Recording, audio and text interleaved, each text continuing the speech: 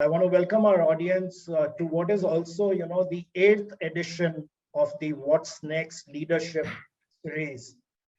Believe it or not, we started 18 months back. We've done 7 webinars already as part of this leadership series. And today is the 8th one. So this is the first for the year. Happy New Year to our audience, to all our panelists. For those who don't already know us, so my name is Sharad Agarwal. I'm the founder of onlywebinars.com, a platform we created for having engaging and meaningful conversations, such as this one that we're going to have today. And we have an illustrious panel.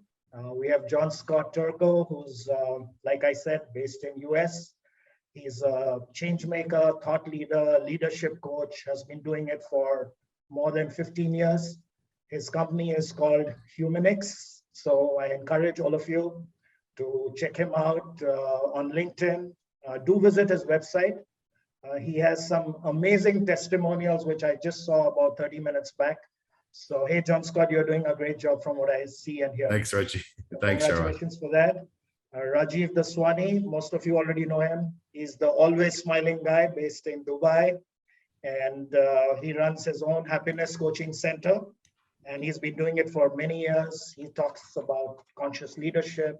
He's a global speaker on well-being and positive workplaces. So happy to have you back again, Rajeev. Thank you. And our third pillar is missing today, Arnold Golri. He is, I think, having some meeting with venture capitalists. And so he's excused from today's session. I won't be surprised if he pops in for a minute to say hi to all of us. And then, of course, we are joined by our 2 guest panelists today, the very talented Lara Curry and Anastasia Banks. I'm going to let them introduce themselves to the audience. Hi, both of you. And Lara Curry, you are the founder of There Is No Spoon. I don't get it. Please explain why you called your agency There Is No Spoon. What's the story? And let our audience get to know you. Over to you, Lara. I love that you asked that question. Thank you, Sharad. So I will introduce myself by actually answering that question, because especially in light of today's topic, I believe it's the best way to introduce who I am and what I do. For those of you who watched The Matrix, either when it came out 20 years ago or recently, and when I say The Matrix, I mean the first one, there's a scene where Neo, the hero of the movie, is waiting to see the oracle, to hear whatever wonderful things she's going to tell him. And while he's in her waiting room, there's a little boy holding a metal spoon, and the spoon is bending. And so Neo looks at this little boy, and he's probably thinking to himself, well, I'm the one who's going to save humanity. I should be able to do this.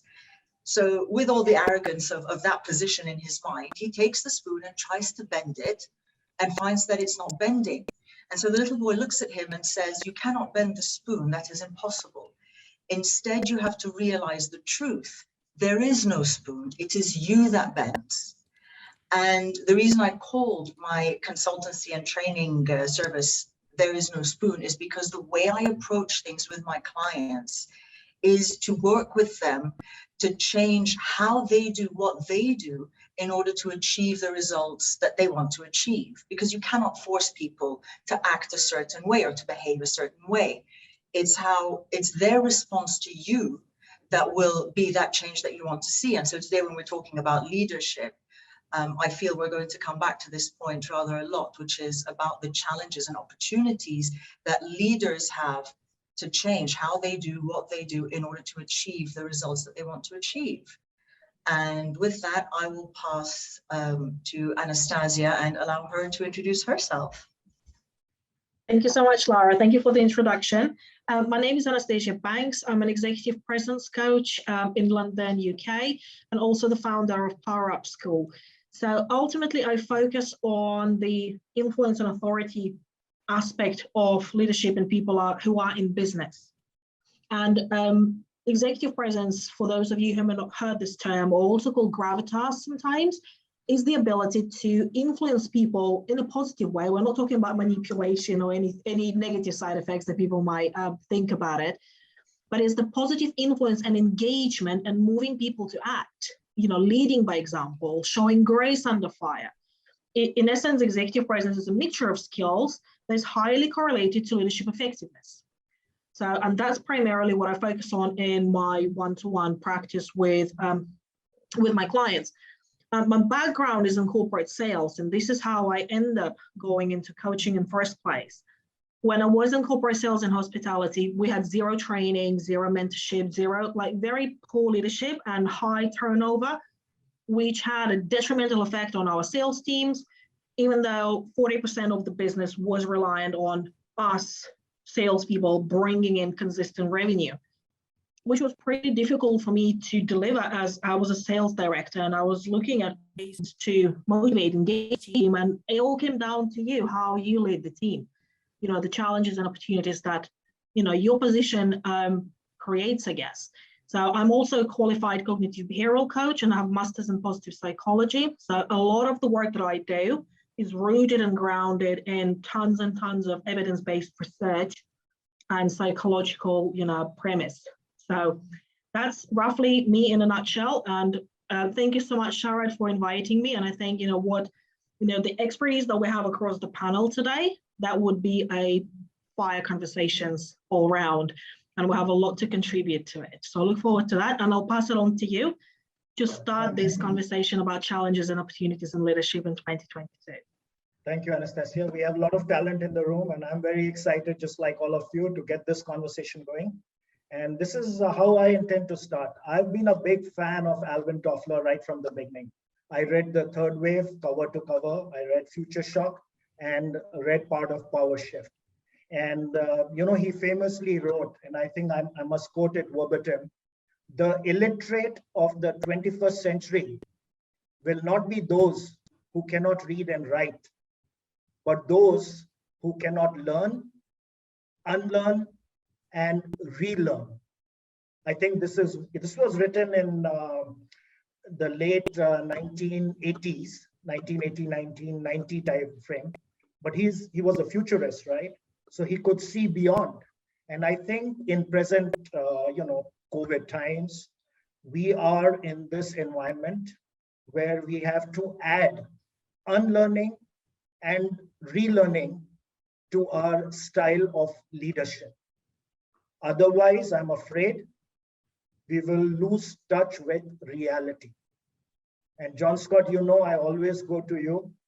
Do you agree with Alvin Toffler? Absolutely. I think it's a very, at the time especially, it was a very, very prophetic statement.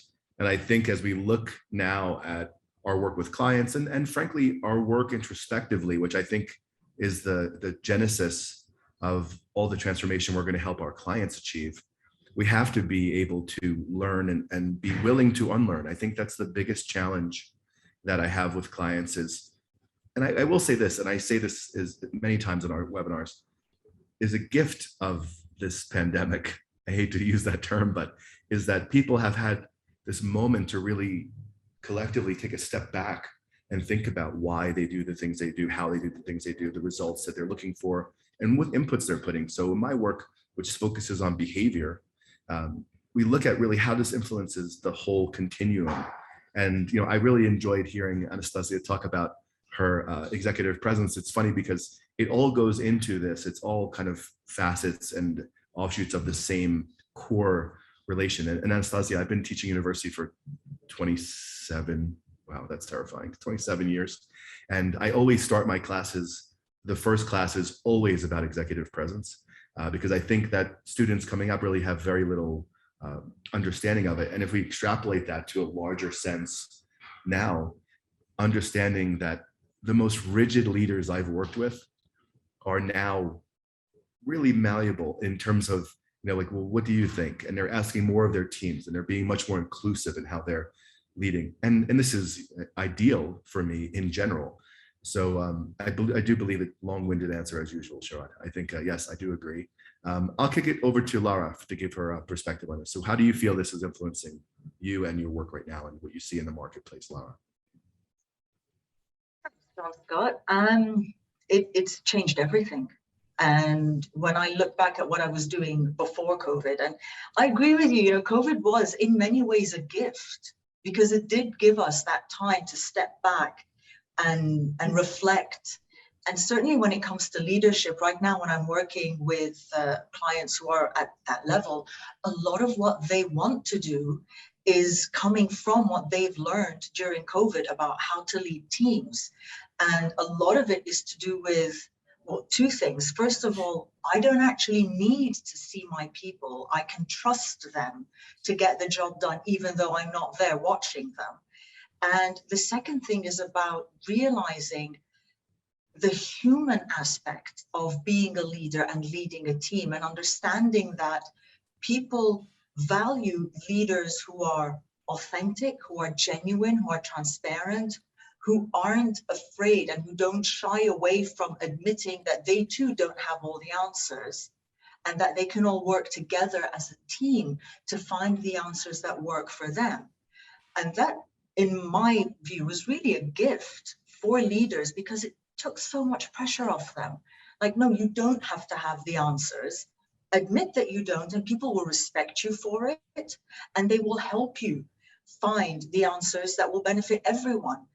And a lot of that, I feel, has to do with, well, has now impacted that executive presence. And I'd really love to hear from Anastasia if you found that the definition of executive presence pre-COVID and now post-COVID has changed, and how it's changed and what opportunities that's giving to leaders.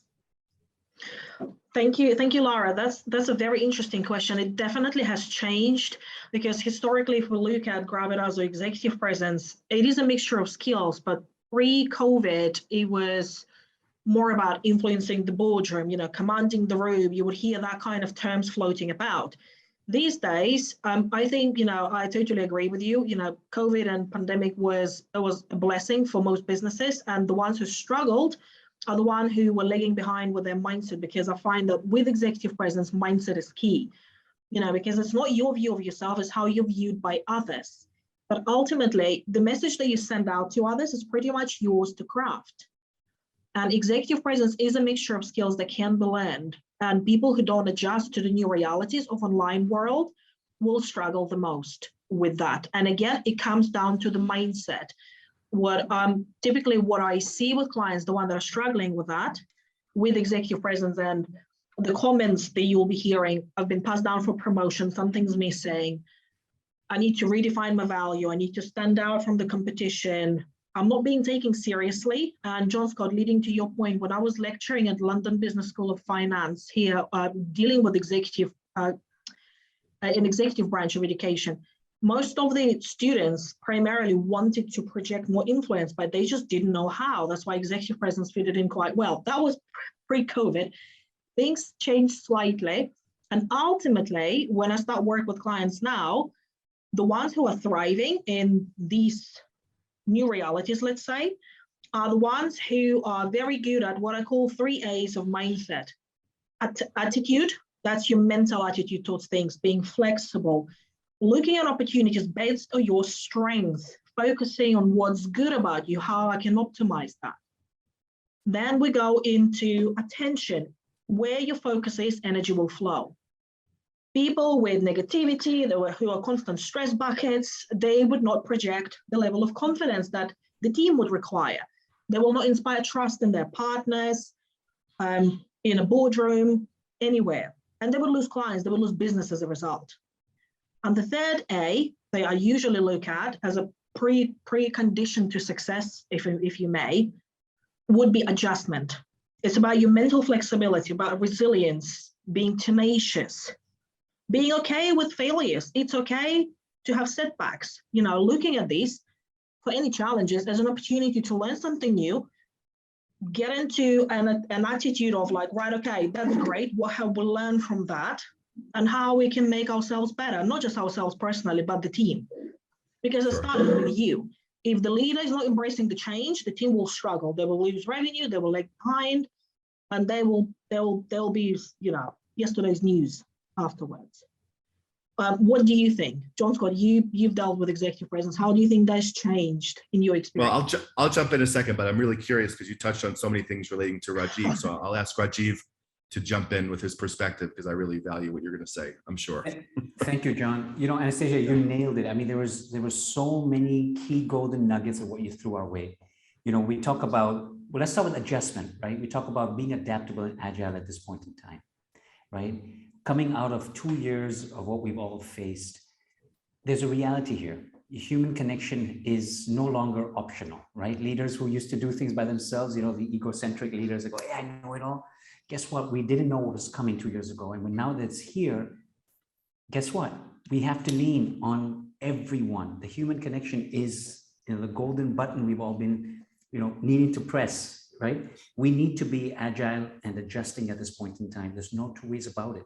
But I love what you said about focus. I know John Scott jumped up and down when you said, you know, where the energy goes. Absolutely. Because if we start to focus in the right direction, I know, Laura, you and I have discussed this in the past as well. It's just all about bringing the attention back to the human element of our organizations and how important it is at this point in time. This is an opportunity like we've never had before, because if you've ever had a team that's stretched to its limit, I think we're seeing it. I think organizations around the world have seen a stretch. You know, the rubber band, John Scott, that stretches, right? And a lot of people who couldn't take it or felt, listen, I'm not connected to the purpose of the organization. I'm not connected with the vision anymore. They decided to leave, right? We're seeing it all over the world. But the ones who are sticking around are the ones that are realizing, wait a second, there is an impact we can make with the organization. Something is keeping them there. How can we as leaders, you know, change our attitudes, Anastasia, like you said? What can we do? John Scott, I throw it back to you. Yeah, absolutely. I think, you know, when you look at this, I really love those 3 A's, Anastasia. I think when we look at agility and we look at leadership agility, it's, if we step back and really just try to empathize with that rigid leader pre-pandemic, right? And I say this in previous webinars, I think it was April of 2020. I can't say last year anymore. It's just this never-ending continuum we're on, right? So April of 2020, I had a CFO I work with say to me on a video call, he goes, I need everybody back in the office by May 1st. And I leaned in and I said, it's over. I said, you have to change your thought process on it. It's never going to happen the same way again. And he was reluctant to change. And I think now everyone was waiting for it to be over, right? Just waiting for, let's just get this done and figure out new ways to work. And then, as we've all experienced, as we're experiencing presently, we have these new waves, like we're coming back to the office in this month, then wait, there's a spike, then wait, we're coming here. So agility and trust, I'll focus on those 2 things right now. So agility and trust are just absolutely paramount because, and I use the term radical trust because it's not just a little toe in the dipping in the pond. It's really, you have to say, well, this is what we need to do. And I have to hire for, develop, and trust that my people are going to execute and solve problems on their own from an agile perspective as well. So it's really, when we go back to the core of this particular webinar, I'm like pointing over because I can see Lara's, you know, leadership challenges and opportunities. I think they're 2 sides of the same coin, as always. So I think if we look at this, it goes back to what you said before, Anastasia, about mindset. It's everything, right? And it's always been everything. However, now I think it's taken on even more accelerated and amplified importance for organizations and leaders. So I'll kick it over because I'm curious, Sharad. Can I just comment on one point relating to what you said? I think now more than ever before, I mean, people are working in a hybrid environment, right? Some from home, some from work, and some rotate. So I think communication is a very important aspect to look at in terms of how are you communicating the company's policies, goals, objectives to people across time zones and across continents. So it has to be very clear, concise. And I read very interestingly, somebody talk about in present day post-COVID, there's no point in having a communication plan. You need to have what is called an understanding plan. Are all your team members on the same page? Make them repeat what you think they have understood. And I'll just quote this. The author of this article calls it the 10 by 10 by 10 rule. And he says, say something 10 times in 10 different ways for people to retain 10%. Think about it. What we say and what people understand can be two different things. For an organization, it is imperative to have a very clearly defined understanding plan, not a communication plan. So that's my takeaway from this article. And I think as leaders, we must clearly communicate with our team members and make them repeat what we want them to understand. So we are, chasing the same goals and working towards the same objective. So I just wanted to bring in this point on how communication in a hybrid environment has become so important.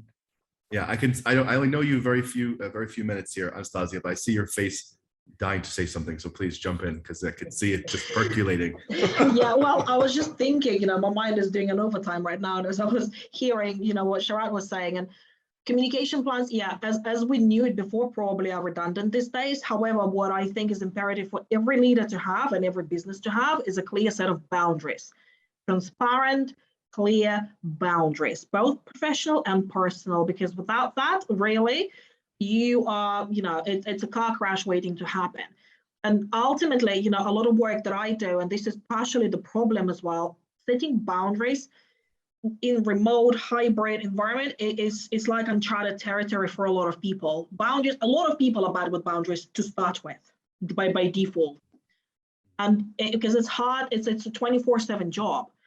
And I think now than ever, more than ever, leaders are being judged on how well they can set the boundaries, and being, slightly firm sometimes, slightly flexible, whatever needed, is important. By communicating these boundaries, this is where most of the challenges I see primarily with the work that I do.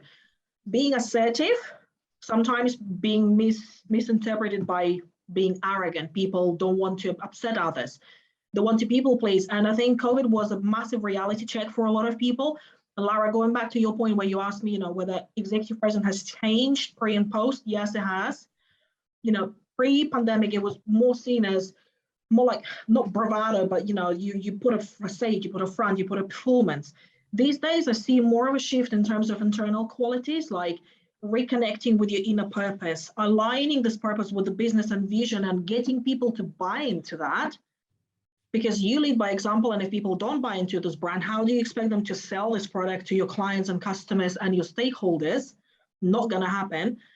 So it's about realigning, the wheels in the business.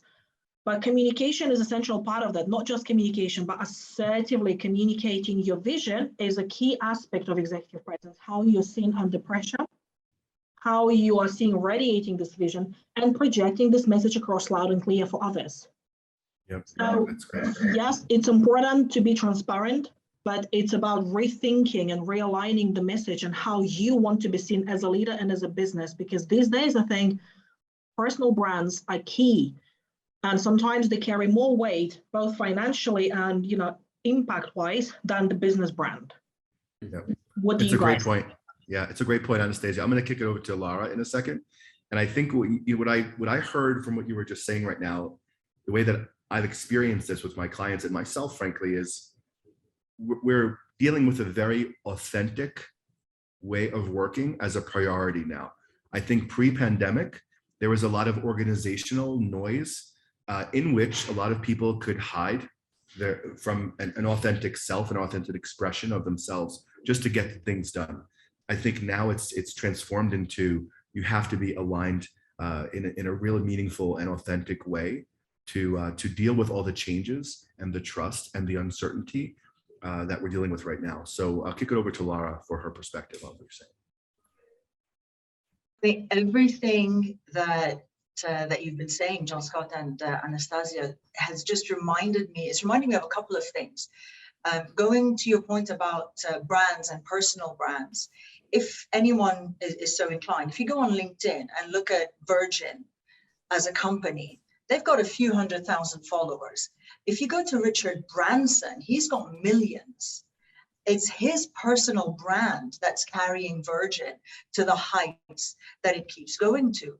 And the reason I mention that is because I recently was made aware of a book called The Living Company And it's written by someone who spent his entire career at one company, which these days sounds really odd. Who does that anymore, right? Who spends 30, 40 years at one organization?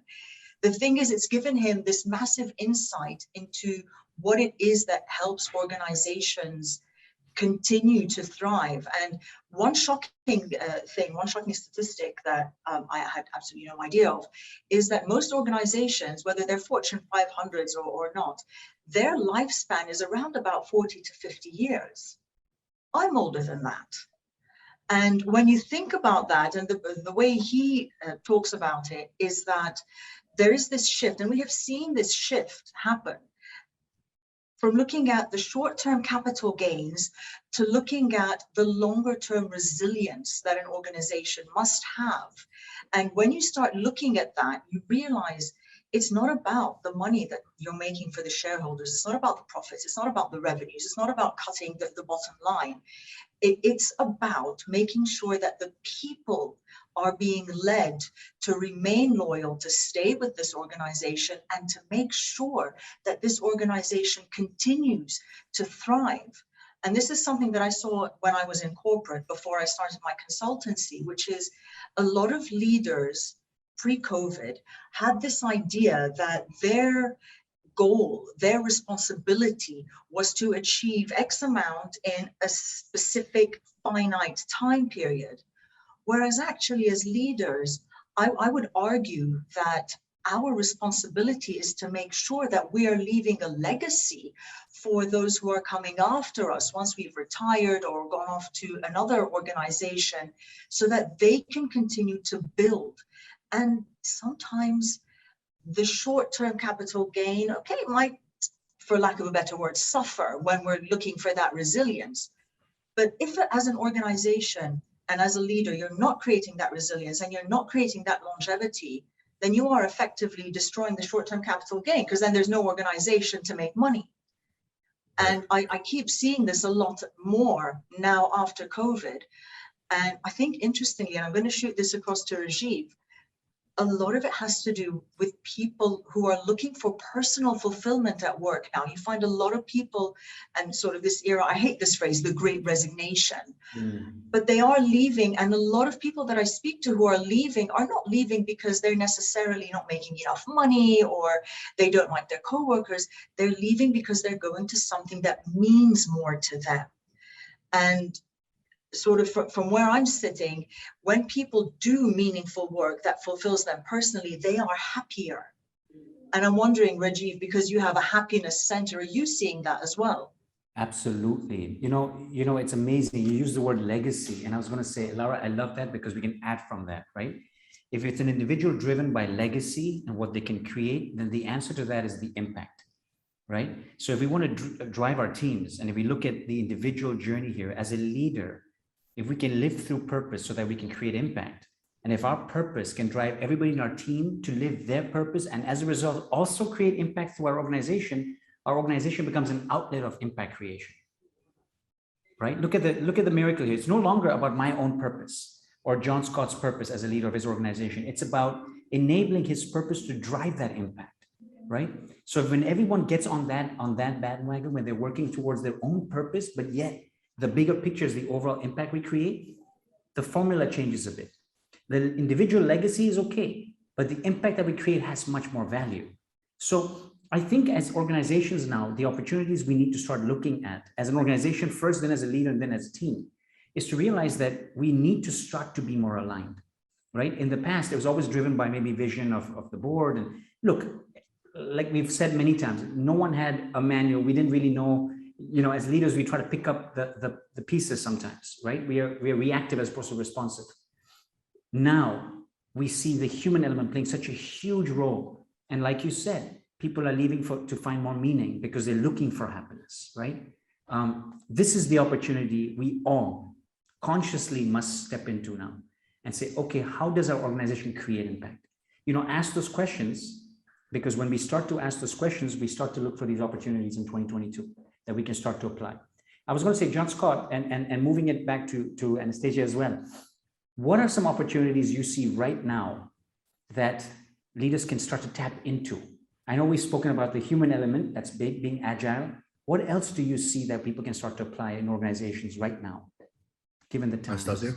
Yeah, I'll kick it down, Anastasia. Thank you. Yeah, I just wanted to add on to that. It's a great question. So you were talking about like realigning the purpose and being more engaged, and I would probably use the word more self-determined, because that will really underpin the motivation that people have, the deep need and drives that we'll have. Because I think, Lara, you mentioned that we can't force people to act and behave in a certain way. You know, as a leader, you have to focus on what you can control and try to influence others through self-reflection, self-management, self-discipline. Ultimately, what I see from engagement and the things that leaders should be doing these days to drive engagement, drive more inspired and aligned teams are the three things. Provide a degree of autonomy for people, because ultimately, if we look at motivation, it's underpinned by three pillars: autonomy, competence, and relatedness. This is called self-determination theory that applies in business like, you know, they go like chalk and cheese. It's amazing. So the first element is like the first pillar is autonomy. So this is for people being able to be in charge of their own goals and align their purpose and choose the vibe of the organization. You hear a lot of words, people saying, oh, want to create a tribe, community, you know, because community relates to relatedness part of it. You know, when people choose to work from home, when they have this autonomy of making their own choices, they feel more engaged in the process. They feel like the choice is theirs. And it's imperative for us, because when goals are not aligned, it creates a conflict. When there's a goal conflict, we are exhausting ourselves, we're depleting resources, and generally performance slaps, and people become stress buckets, and it's very toxic for the environment, and it's never good for business. Competence is the other very simple yet very effective tool that any leader can implement right now, starting with themselves, obviously, because if they're not doing it to themselves, they have to practice what they preach. I call it, you have to be a pro-academic. You have to practice any academic knowledge that you gather, otherwise it's a waste of everyone's time. So competence is about our deep need to learn and develop, regardless of whether you're going to stay with the business or not. Now, I'm Russian by origin, and a lot of mentality, I've worked with some Russian restaurant owners, and the mentality is quite scary at some point. And they're saying, well, what if I invest in training and they would leave? And then I look at them and say, well, what if you don't invest in training and they stay? Then what are you going to do with unqualified, untrained, you know, management bunch that couldn't deliver any goals?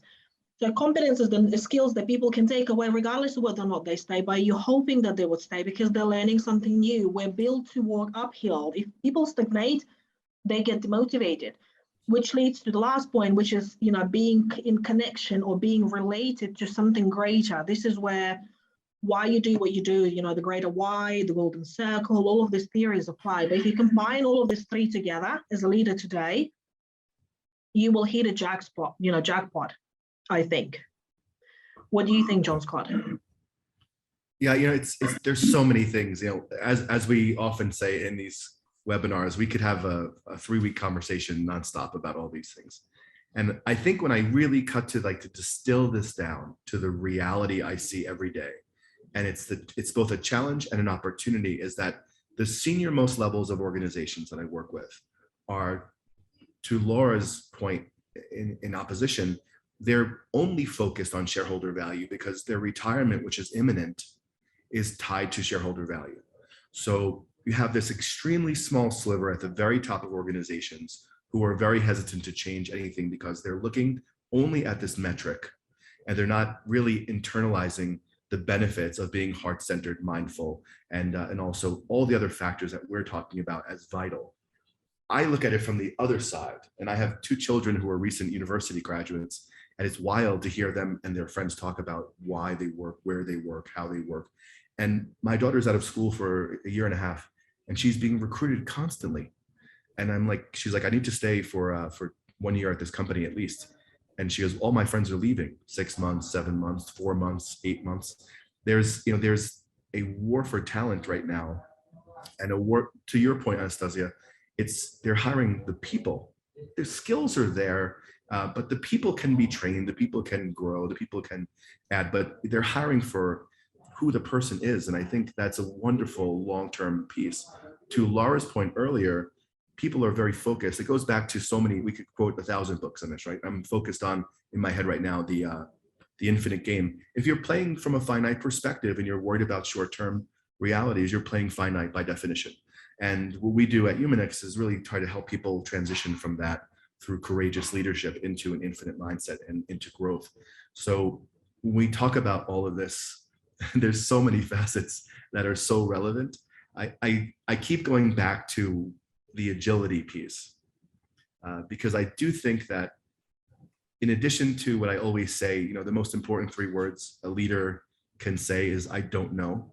You know, we are, the gift of Corona right now is no one knows. So I tell my clients, this is a great time to ask your teams for their feedback. There's no ego loss in this. Like you're being an inclusive leader, which is very vital for your organization. Plus, there's, to Rajeev's point earlier, there's no manual. No one has the manual. On day 600 of the pandemic, let's start, oh, this is, now we're going to have a spike. Oh, we have to do these things. There's no manual like this. So I believe that this is a wonderful challenge and opportunity for leaders to take a step back, understand that they're building cultures that are going to drive or kill success. It's that black and white to me, and going forward. So I know Laura has her hand up, so we'll ask Laura for her feedback.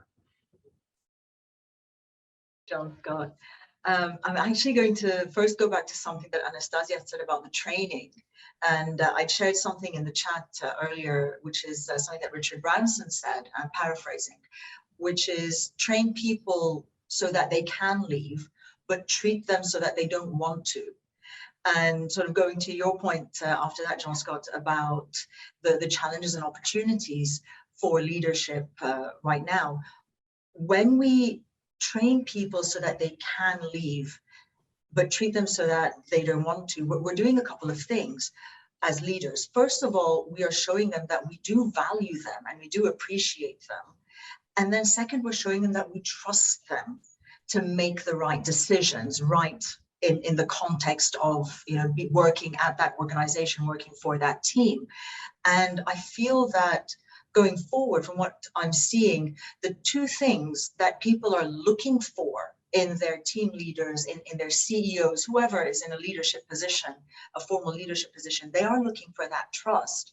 And they are looking for that, going back to what you were saying, that understanding of what they value as people and how the leadership is bringing those values into the workplace. And certainly now there are so many organizations that are introducing for the very first time actual corporate cultures and values, and defining those behaviors that go along with those, because they've realized this is what our people want. And it is absolutely beautiful. And I am so grateful that I get to work with these kinds of leaders and help them chart this new path for their people and their organizations. It's the most exciting, exhilarating situation to be in, and I'm so very grateful. And I'm sure all of you are seeing this as well. I will shoot this back to Sharad actually to ask your view, Sharad. Yeah, I actually want to ask the same question to all my panelists here. I mean, we are in 2022 January, right? It's a good time, I guess, to be planning our steps for the next year in terms of the organizational priorities, the objectives for our team members, documenting all this, making an implementation plan.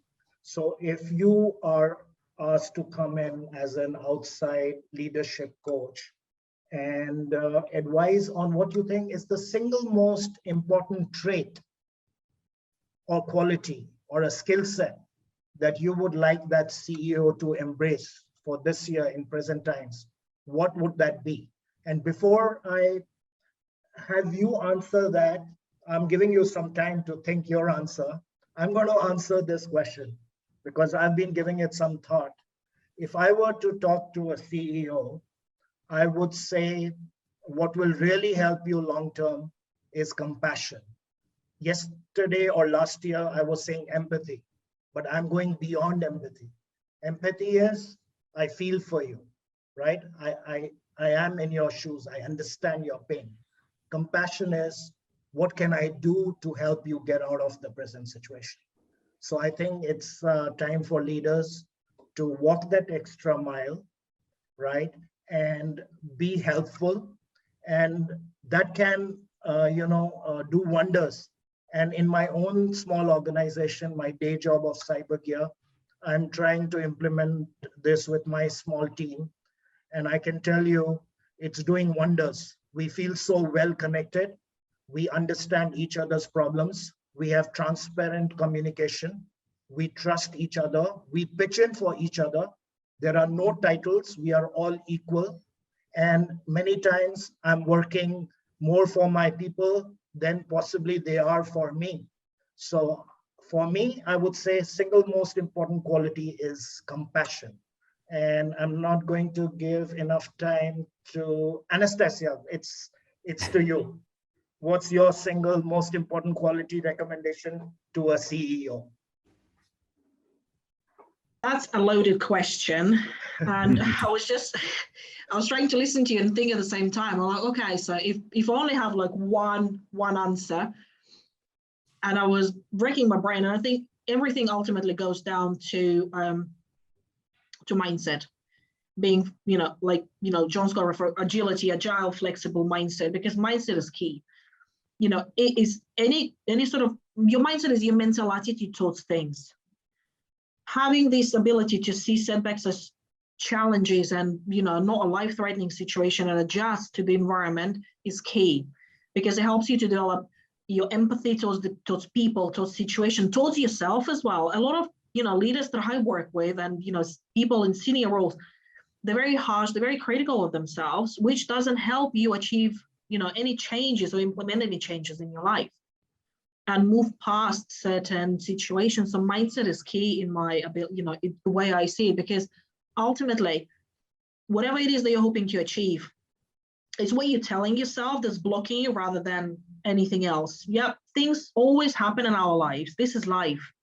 Pandemic, not pandemic, there's always going to be a setback or challenge or something else that crops up on the way. How you deal with this, or ultimately what you're telling yourself about a situation determines how you act, how you feel, and how you behave. And ultimately how you're being seen as a leader. So mindset is key. My advice will be invest in your mindset, develop, push yourself, think outside the box, get a coach, get a mentor, read outside your normal, literature, explore different avenues. Just do something that is not typical of you to really get your brain going, because this is where you would see the opportunities if you feel stuck. And genuinely all goes back to your mindset. That will be my answer. Point well taken. Lara, I'm waiting to type in your word. Oh, no pressure there. It's difficult to boil it down to one word, because there are so many opportunities. Gun to my head, I'm going to go with vulnerability, because what I have seen is that people respond to that.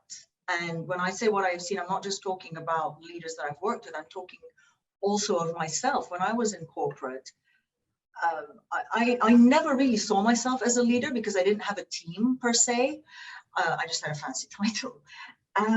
But a lot of people would call me up and ask for advice and ask for support. And I remember having a conversation with a coach. So going back to Anastasia's point, yes, I invested in a coach. And I was asking, I said, I don't know what it is that I'm doing. And through the work that we did together, we found that I will tell them if I don't have the answer. I will tell them if I'm unsure of something. I will tell them when I'm worried. And they were responding to that. And that is what then helped me help them achieve their goals, help me achieve my goals. So I would say vulnerability.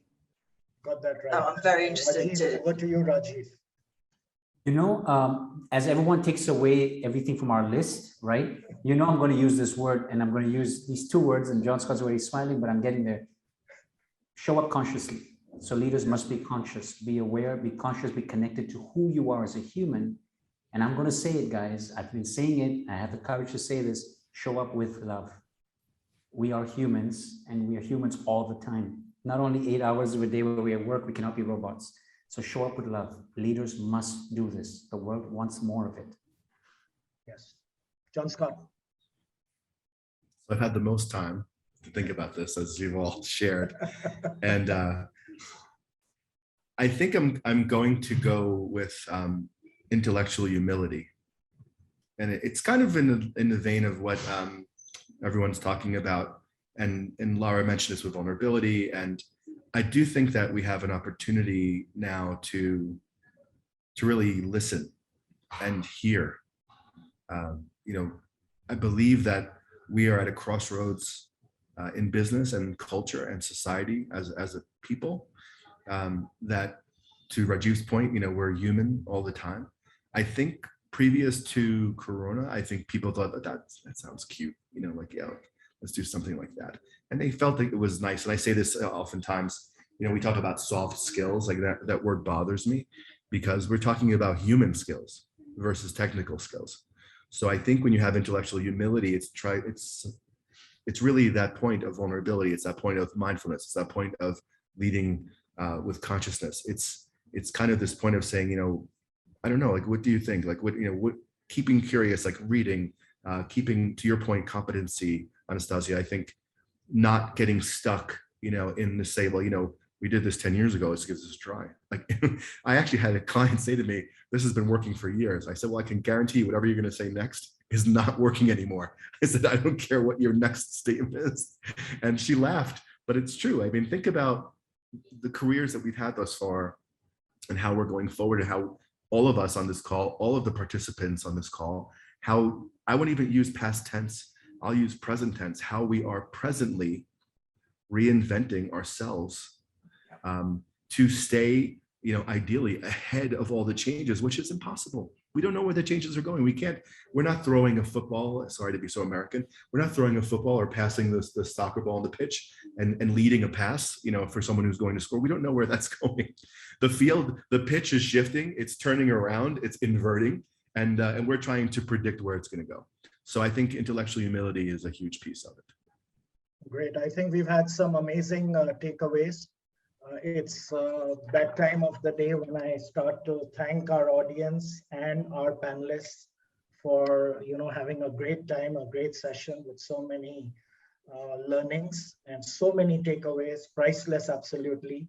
So thanks to each one of you, John Scott, Rajeev, Lara, Anastasia. I value and cherish the moments we spent together. I thank each one of you for sharing your wisdom with all of us. Thank you to the lovely audience. And as I traditionally like to end with a quote from a poet, because Siobhan is in the room in the audience, Rumi is again, the one I'm going to quote, and it goes like this. Yesterday I was clever, so I wanted to change the world.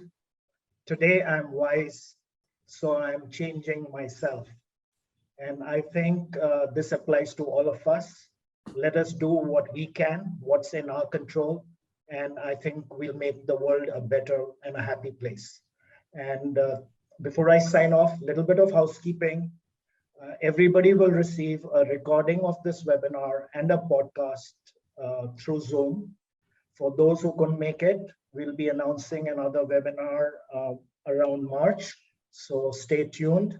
There is a very interesting session happening on 25th of this month.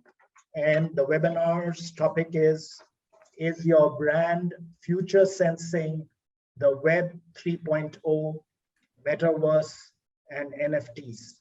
This is on 25th January at 5 p.m. UA time. You must attend this webinar. We've got 8 international global panelists who will advise you on how you can enter the metaverse.